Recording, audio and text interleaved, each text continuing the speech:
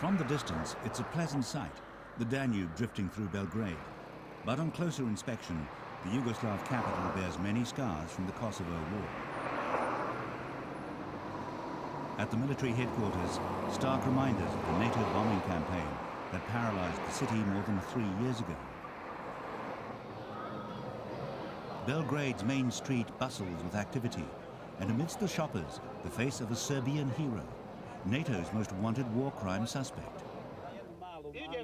Radovan Karadzic has been charged with genocide for the 1995 massacre of about 8,000 Muslim men and boys in Srebrenica. The former Bosnian leader, also indicted for the 3-year military siege and shelling of Sarajevo, has been in hiding for 6 years. But out of sight has not been out of mind for many Serbs.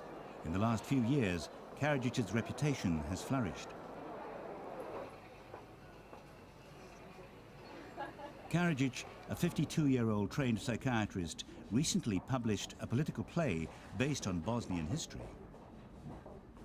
In bookshops across Yugoslavia, his book, written in Serbian, is selling well, as are hagiographies written by fellow Serbian nationalists.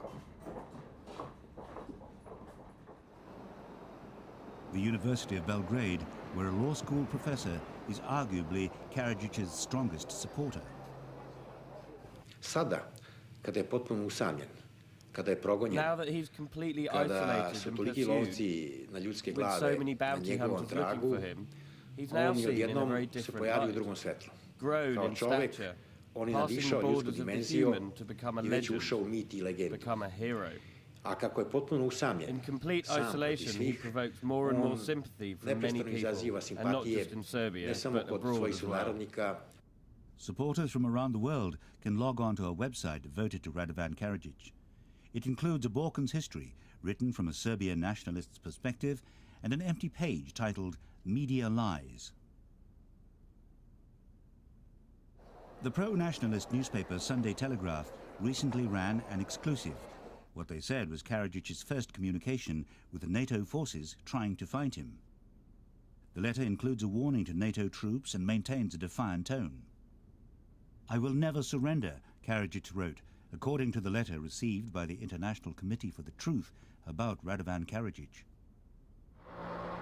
S4 troops on patrol in Bosnia. Although the war's been over for more than 6 years, 18,000 international troops are needed to keep the peace between deeply divided ethnic groups. The United States has put a high price on the Bosnian leader, offering a $5 million reward. But there's been little information about Karadzic, whose appearance is described as flamboyant. Tight security at the S4 compound in Sarajevo. It's from here that any hunt for Karadzic will be coordinated. Mr. Karadzic has been on the run from the international community for more than 6 years.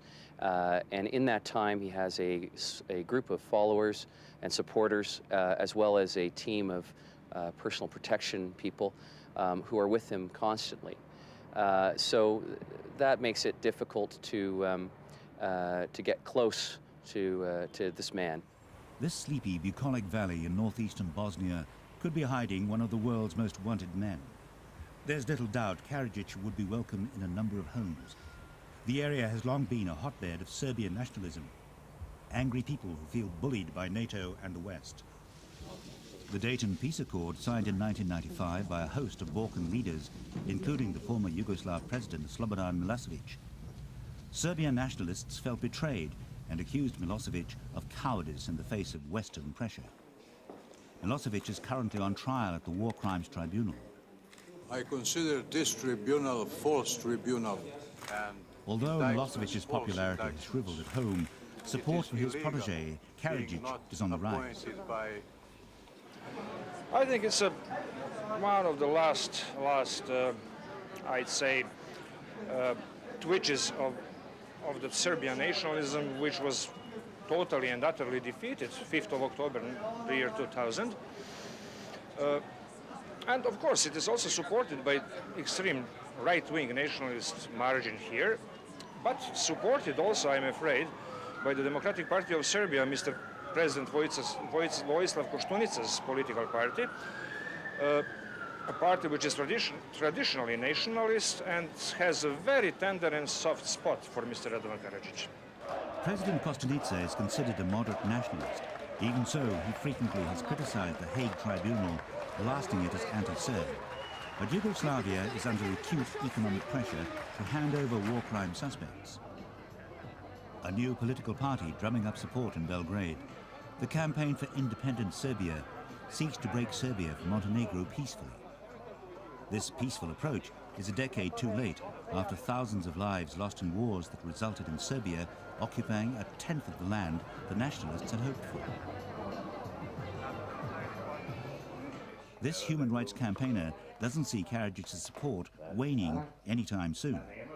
Well, he will be a problem for all Serbs because he will be imposed by. He's a mascot of a certain era, and he will be pushed on us for a while, but again, by a dwindling community of elderly people, of lesser educated people, those that are playing Gustas and so on. But it is a phenomenon that will last for a while. If you look at Germany, that for quite a while, these people were, and it is being revived. I like him and his politics. He's a real Serb fighter. People have been accusing him of many things, but as a matter of fact, there's no truth there. It's all Western media propaganda. Not all Serbs are Karadzic, and not all Serbs should be blamed for one man's politics or behaviour. People should be counted on an individual basis.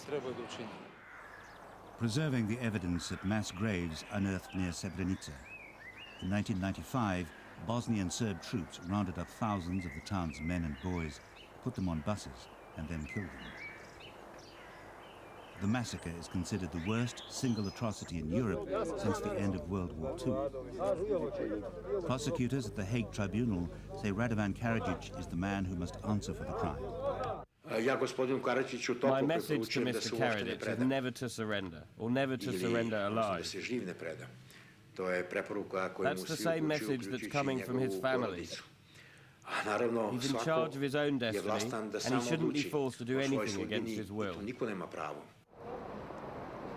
In downtown Belgrade, there's no hiding from Karadzic's face. His growing popularity may be making him cocky. He recently boasted to a Bosnian journalist that he visits Sarajevo and attends public events. The added confidence from Serbian support may lead Karadzic to relax his guard and allow the NATO troops to catch their most elusive prey.